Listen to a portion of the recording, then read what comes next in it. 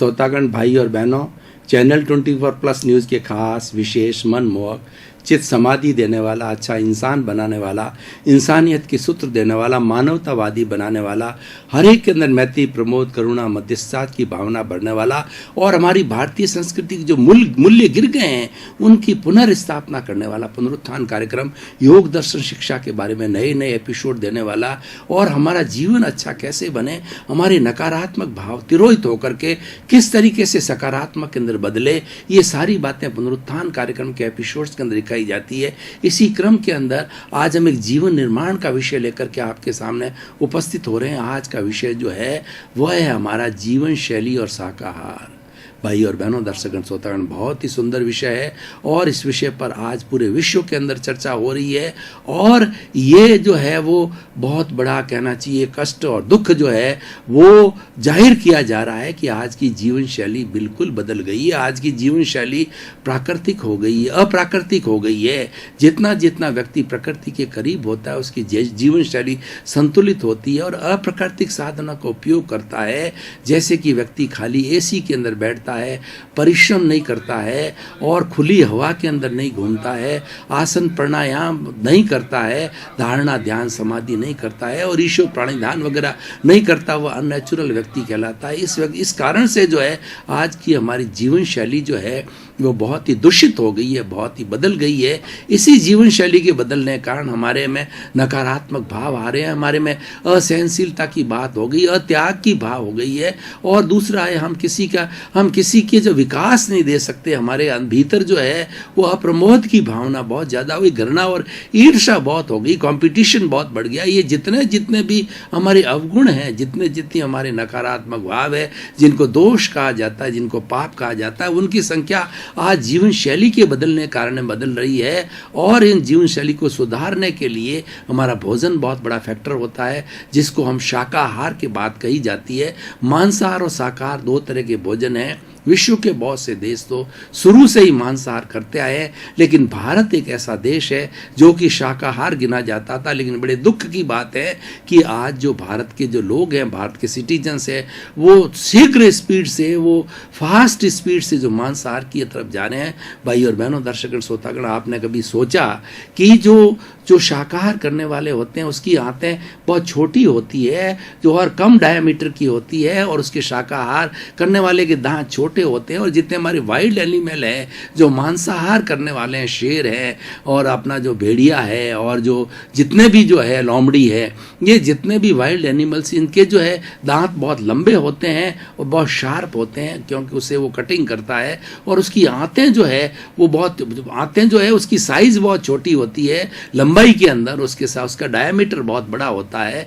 तो इस तरीके से जो प्रकृति ने शाकाहार और मांसाहार के लिए जो शरीर बनाया बिल्कुल डिफरेंट है, लेकिन फिर भी जो है मनुष्य का शरीर है वो प्योरली शाकाहार के लिए बना हुआ है। लेकिन लोग भटक गया है, भ्रमित हो गया है और कारण से उस भटक के भ्रमित के कारण जो है वो मांसाहार कर रहा है, जो कि हमारे जीवन शैली को जो है बिगाड़ रहा है। तो सबसे पहले हम जीवन शैली कैसे अच्छी बने उसके बारे में हम सूत्र बताएंगे और उसके बाद के अंदर शाकाहार क्यों करना चाहिए उसके लाभ बताएंगे और शाकाहार के लाभ बताने के साथ साथ में जीवन शैली से उसका संबंध की बात करेंगे।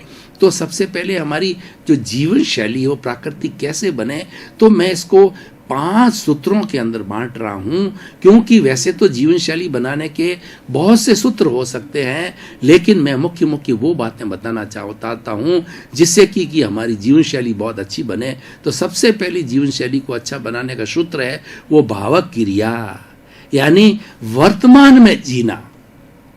खाना पीना, उठना बैठना, सोना, जो हम जीवन पर्यंत जो वो जिस समय में करते हैं, हमारा ध्यान उसके अंदर ही रहना चाहिए। अगर हम 4 व्हीलर चला रहे हैं तो हमारा जो विचार वो हमारा ड्राइविंग में ही रहना चाहिए। उस वक्त में हमें मोबाइल से बात नहीं करनी चाहिए और किसी जो पास में बैठा हुआ व्यक्ति है उससे बात नहीं करनी चाहिए। हम गमन योग कर रहे हैं, अगर मॉर्निंग वॉक कर रहे हैं तो गमन योग होना चाहिए। हम इधर उधर के विचार न रह करके किसी से बात करके या गप्पे मार करके हमें मॉर्निंग वॉक नहीं करनी चाहिए, बिल्कुल शांत भाव से करना चाहिए। पढ़ रहे हैं तो हमारा सारा अटेंशन, हमारा ध्यान है पढ़ाई में रहना चाहिए।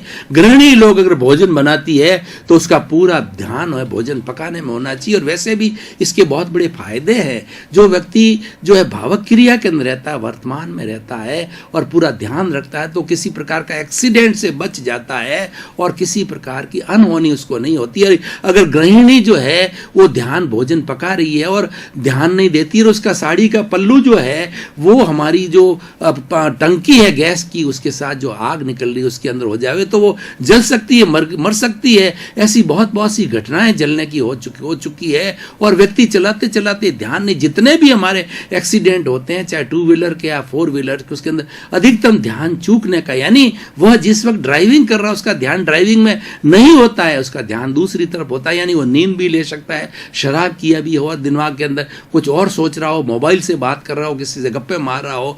तो ये भावक क्रिया का मतलब वर्तमान में जीना, और वर्तमान में जीना एक सबसे अच्छी प्राकृतिक जो है वो प्राकृतिक जीवन और वर्तमान में जीने वाला व्यक्ति जो है ये सबसे बड़ा आध्यात्मिक व्यक्ति होता है, वो धार्मिक व्यक्ति होता है। वर्तमान में जीने वाले व्यक्ति के कोई कर्म बंधन नहीं होते, कॉज नहीं पड़ते हैं, क्योंकि वो किसी से जुड़ता नहीं है। वो तो सिर्फ एक जो प्रवृत्ति कर रहा है उस प्रवृत्ति के अंदर ही ध्यान देता है, उसके अंदर राग द्वेष नहीं जोड़ता है। तो राग द्वेष के जब बीज नहीं पड़ते हैं, जब कॉजेज नहीं पड़ते हैं, जब उसके भाव नहीं बिगड़ते हैं, कि भाव बिगड़ने का चांस ही नहीं है, उसका ध्यान तो पढ़ने में ही है, उसका ध्यान तो सोने में ही है, उसका ध्यान तो खेलने में ही है, उसका ध्यान तो ड्राइविंग में है, और सारा जो उसका कंसंट्रेशन एक ही जगह है। तो एक जगह से जो नए कॉज पढ़ने का प्रश्न ही नहीं है, राग द्वेष होने का प्रश्न ही नहीं है, और अन्य विचारों से जुड़ने का प्रश्न नहीं है, प्रियता का प्रश्न नहीं है। इसलिए भावक क्रिया एक बहुत बड़ा सूत्र है। और अध्यात्म के अंदर तो साधु लोगों के लिए कहा जाता है कि उन्हें भावक क्रिया का ही जीवन पढ़ना चाहिए, क्योंकि उनका जो लक्ष्य है मोक्ष का है, सिद्धि का, सिद्ध बुद्ध मुक्त होने का है। और सिद्ध बुद्ध होने के लिए भावक क्रिया सबसे बड़ा सूत्र, और हर कौम, हर व्यक्ति के लिए भावक क्रिया एक बहुत बड़ा सूत्र है, और इसके बहुत बड़े लाभ है। और नॉर्मल लिविंग के अंदर हम सभी जानते हैं कि अगर जो इस कार्य करके हम उसी में अटेंशन करते हैं तो अच्छे मार्क्स ला सकते हैं, अच्छे कंपटीशन के अंदर। आज जितने महापुरुष नरेंद्र भाई मोदी है, जब बोलते हैं तो भावक क्रिया के अंदर बोलते हैं, तो उनका आप स्पीच सुनिए, उनका कितना स्पीच हृदय को छूने वाला होता है। वो हृदय से बोलते हैं, वो भावक क्रिया के अंदर बोलते हैं, और हर चीज को तोल करके बोलते हैं, क्योंकि सारा जब वो बोलते हैं तो सारा चिंतन उसका जो है वो सिर्फ चिंतन करने और बोलने में ही होता है। तो भावक क्रिया। दूसरा प्रतिक्रिया विरति। देखिए नॉर्मली हमारी जीवन शैली के अंदर क्या होता है, जीवन व्यवहार में क्या होता है कि हम तू मैं के अंदर चले जाते हैं। एक ने नेले पे धेला मारते हैं, टिट फॉर टैट करते हैं। उसने मुझे कहा तो मैं 2 बात सुनाऊंगा, उसने 2 कही तो 4 सुनाऊंगा। इस तरीके से तू मैं और ये टिट फॉर टैट, और ये जो है खिटपिट चालू हो जाती है। और खिटपिट चालू होना ये प्रतिक्रिया है।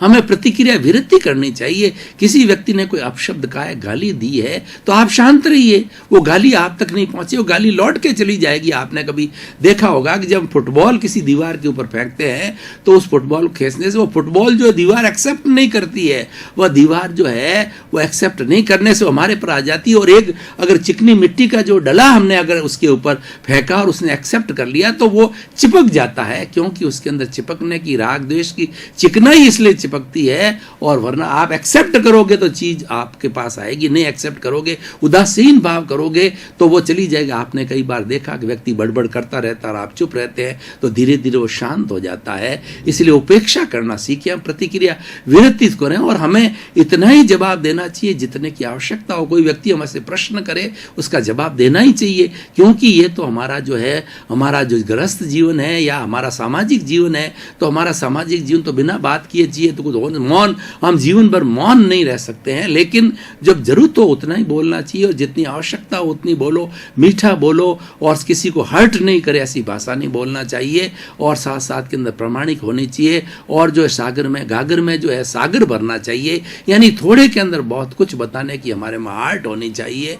इसीलिए हमारा क्या है कि ये प्रतिक्रिया नहीं होगी, क्योंकि हम कोई भी बात ये गलत सलत कहेंगे तो उसका क्या है कि ये टकराव चलता रहेगा। उस टकराव को हमें टालना है, उस टकराव को टालने के लिए प्रतिक्रिया वृत्ति होनी चाहिए, भावक क्रिया प्रतिक्रिया वृत्ति। तीसरी मैत्री, एक ऐसा सूत्र है मैत्री कि मैत्री करने वाले के इस पूरे विश्व में, चराचर जगत के अंदर 84 लाख जीवा योनि के अंदर और 7 अरब की जनसंख्या में उसका कोई दुश्मन हो ही नहीं सकता, क्योंकि वो तो मानता है कि मेरा पूरा चराचर जगत में, पूरे विश्व के अंदर, पूरे ब्रह्मांड के अंदर मेरा कोई दुश्मन है ही नहीं है।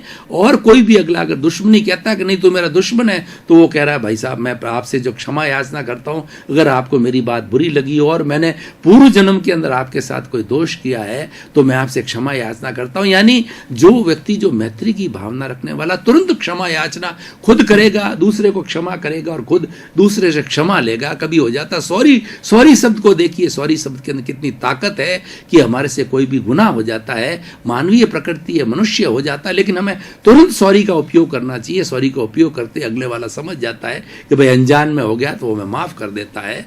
तो इस तरीके से भावक क्रिया प्रतिक्रिया, मैत्री की भावना बहुत अच्छी बात है। और मैत्री की भावना रखने से देखिए हम जितने भी चराचर जगत में जीवित प्राणी हैं वो भावना का बहुत असर पड़ता है। और जो एक दूसरे की आत्मा होती है अव्ययबाद होती है, और हर प्राणी की आत्मा अव्ययबाद होती है। वो आत्मा को किसी टेलीफोन की जरूरत नहीं होती है, किसी के तार की जरूरत नहीं होती है, वो तो किसी को कष्ट देने वाली नहीं होती, ना तो मेरी कष्ट देने वाली और न सामने की आत्मा कष्ट देने वाली। वो तो क्या है, स्वतः जो मैंने भाव किया वो भाव उस तक पहुंच जाता है और वो मुझे उसको क्षमा कर देता है या उसकी बातचीत हो जाती है। पुराने समय के अंदर जो गुरु और शिष्य हजारों किलोमीटर दूरी पर बैठते थे, पहले टेलीफोन का सिस्टम नहीं था, मोबाइल वगैरह नहीं थे, तो वो जो है उस टेलीपैथी के द्वारा और अपने भावना को छोड़ के गुरु से बात करके आ जाता था, गुरु से समाधान करके आ जाता था। इस तरीके से ये हमारा भाव जगत है, बहुत बड़ा जगत होता है। ये मैत्री प्रमोद, ये जो सारी जो हमारी भावना है, मैत्री प्रमोद करुणा और मध्यस्थता, जो ये सारी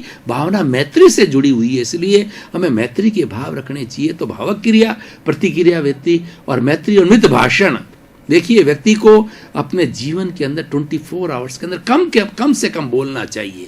जो व्यक्ति कम से कम बोलता है उससे कम गलती होती है, और जो बड़बड़ाता रहता है, जो ज़्यादा बोलता है, वाचाल होता है, उससे गलती ज़्यादा होती है, उसकी प्रतिक्रिया ज़्यादा होती है, उसके कोई दुश्मन बन जाते हैं, कई दोस्त भी बन जाते हैं, पार्टीबाजी भी होती है। इसीलिए जो है ये जो है हमारा प्रतिक्रिया भाव क्रिया प्रतिक्रिया होती है। मैत्री मित भाषण, हमारा जो भाषण है वो बहुत ही सीमित होना चाहिए, मतलब सुनने का हमारे में प्रवृत्ति ज़्यादा होनी चाहिए, बोलने की प्रवृत्ति कम होगी। जब हम सुनना ज़्यादा चाहेंगे तो हमें ज्ञान की प्राप्ति ज़्यादा होगी और हमारा नॉलेज बढ़ेगा, और कम से कम बोलना चाहिए। और जब विषय दिया जाता है, जैसे कि मुझे विषय दिया जाता है सत्संग की, आधा घंटा आपको सत्संग करनी है, तो विषय के अंदर तो मेरे के अंदर भीतर जो अच्छा ज्ञान है वो तो मैं प्रस्तुत करूँगा, वो विषय अलग है। मैं आधा घंटा जैसे बोल रहा हूँ ये विषय अलग है, ये तो सत्संग है, ये तो अपने अच्छे व्यूज़, अपने अच्छे अनुभव लोगों को शेयर करने की बात होती है, वो चीज़ अलग। टीचर पढ़ाता है और आधा घंटे तक बोलता रहता है, वो बात अलग है। लेकिन नॉर्मल व्यक्ति में बोलचाल की भाषा के अंदर मित भाषण और मिताहार, देखिए मिताहार जो है हमारा शाकाहार से जुड़ा हुआ है, इसका विशेष विवरण शाकाहार जो विषय को लेंगे उसको टच करेंगे, तो हमारा जो है मित भाषण और मिताहार, हमारा भोजन जो है हित मित और रित होना चाहिए। हित का मतलब हितकर भोजन होना चाहिए, और हितकर भोजन कौन सा होता है, शाकाहार भोजन हितकर होता है।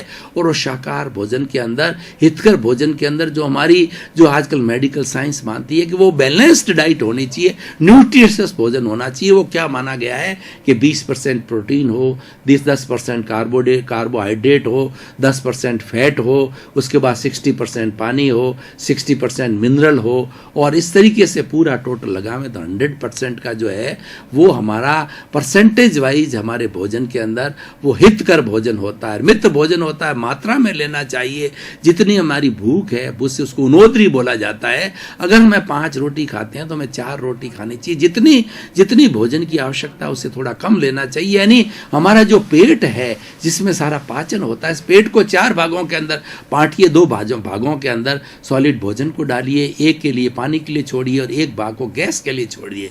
क्योंकि जब भोजन पानी के साथ में पचता है या अदर जो है वो हमारे जितने भी उसके अंदर जितने भी रस जो मिलते हैं, हार्मोन्स मिलते हैं, उससे हमारा भोजन जो पचता है, उन भोजन के पचने के साथ साथ में गैस बनती है। तो उस गैस के लिए जगह होनी चाहिए। नॉर्मल व्यक्ति जो है है गैस के लिए जगह नहीं छोड़ते हैं, उनके आफरा चढ़ जाता है और वो लोग अफरा तफरी में आ जाते हैं। तो ऐसे ऐसे करने के लिए जो है हमें हित मित और रित का मतलब ऋतु के अनुसार भोजन लेना चाहिए। अगर सर्दी ऋतु है तो हमें गर्म भोजन लेना चाहिए, गर्म ऋतु है तो हमें थोड़ा ठंडा भोजन लेना चाहिए, बासी भोजन ना करना चाहिए, ताज़ा भोजन करना चाहिए। और भोजन के अंदर जो है हमारे जितने भी चीज़ें हैं वो शुद्ध होनी चाहिए, पानी जिससे पकाया जाता है शुद्ध होना चाहिए, इम्प्योरिटी नहीं होनी चाहिए। इस तरीके से हित मित रित भोजन होना चाहिए।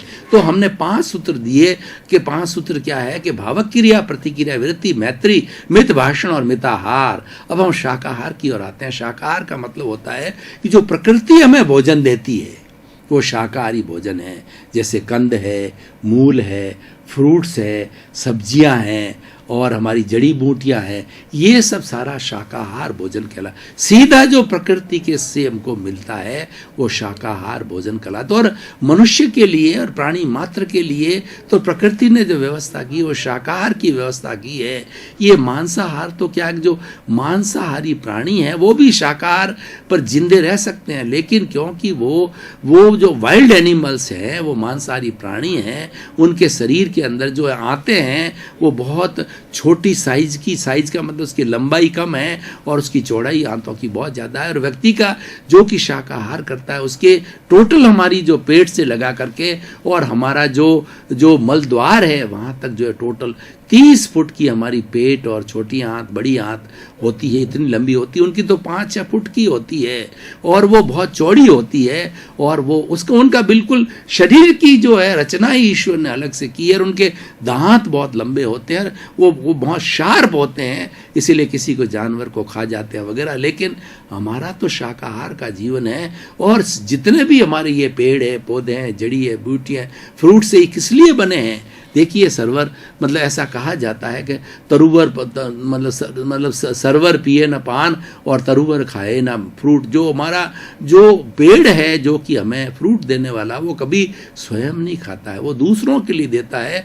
और जो सरोवर होता है वो पानी होता है, वो पानी स्टोर करता है, वो खुद नहीं पीता है, वो दूसरों के लिए स्टोर करता है। ये परोपकार का जीवन जीते हैं। और हमारी सारी सृष्टि के अंदर अगर हम गहराई से देखें तो सारे जितने भी प्राणी हैं सृष्टि के, अन्य प्राणी हैं, पेड़ है, पौधे हैं, जड़ी है, बूटियां है, पानी है, पृथ्वी जल अग्नि वायु आकाश है, ये सारे जो है ये हमारे लिए हितकर है। और इसीलिए बने हैं कि मनुष्य का जीवन शाकाहार बने और मनुष्य प्राकृतिक जीवन जिए। और मनुष्य को देखा जाए तो ये सारी जो हमारा ब्रह्मांड है वो पंचभूतात्मक है, पृथ्वी जल अग्नि वायु और आकाश के द्वारा बना हुआ है। और इस चराचर जगत के अंदर ये हमारी नेचर माँ है, ये 84 लाख जीवा योनि के प्राणियों को, यानी वो प्राणियों का उत्पत्ति स्थान है जहाँ वो जन्म लेते हैं। लेकिन उनकी संख्या तो असंख्य अनंत है, यानी चराचर जगत के सभी जीवित प्राणी जो है इन 5 कॉन्स्टिट्यूएंट से जन्म लेते हैं। इन 5 भी कॉन्स्टिट्यूएंट से उनका भरण पोषण होता है। और इन 5 कॉन्स्टिट्यूएंट जब उनका राम नाम सत्य होता मर जाते हैं वो जीवित प्राणी, तब पृथ्वी में, जल में, अग्नि में, वायु में और आकाश में जो है पंचभूत पुनः जो है इस सृष्टि में मिल जाते हैं और फिर नए जो है जीवों को जन्म देता है। ये साइकिल अनादि अनंत है, त्रैकालिक है, सार्वभौम में ये चलती रहती, क्योंकि प्रकृति माँ है, ये तो सबको जन्म देने वाली है, सबका भरण पोषण करने वाली है। इसीलिए इस माँ का कभी दोहन नहीं करना चाहिए, इसका अनादर नहीं करना चाहिए। अगर पूर्व के अंदर जाएं तो आप देखिए शाकाहार की कितनी व्यवस्था है। पूर्व के अंदर व्यक्ति बिल्कुल, हिंदुस्तान शाकाहारी क्यों कहा जाता है। दर्शकगण, श्रोतागण, भाई और बहनों, आपका बहुत बहुत धन्यवाद। पुनरुत्थान कार्यक्रम प्रतिदिन प्रतिक्षण नए नए सूत्र देता है, क्योंकि अनुभववाणी पर आधारित है। जो व्यक्ति पुनरुत्थान कार्यक्रम प्रस्तुत कर रहा है वो अनुभवशील है, वो साधनाशील है, वो मननशील है, शोध उसका विषय है। इसलिए हर बात को शोध परख कहा जाता है। और जो बात अनुभव से आती है, जो बात हृदय से बोली जाती है, वो हृदयंगम होती है। इसलिए कहा गया है कि हृदय से व्यक्ति को बोलना चाहिए। हमारी जो बुद्धि है वो तो दिमाग के अंदर रहती है और ये बुद्धि जो है वो कोई बिखराव कर सकती, लेकिन हृदय नहीं कराता। तो पुनरुत्थान कार्यक्रम है हमारा लोगों को बदलने के लिए बना है। इसी क्रम में आपका जीवन आनंदमय हो, मंगलमय हो, सुखमय हो, आप शतायु हो, दीर्घायु हो और खूब आप अपने जीवन को अच्छा बना करके, परोपकार करके और जीवन को धन्य बनावे। आपके प्रति मंगल भाव।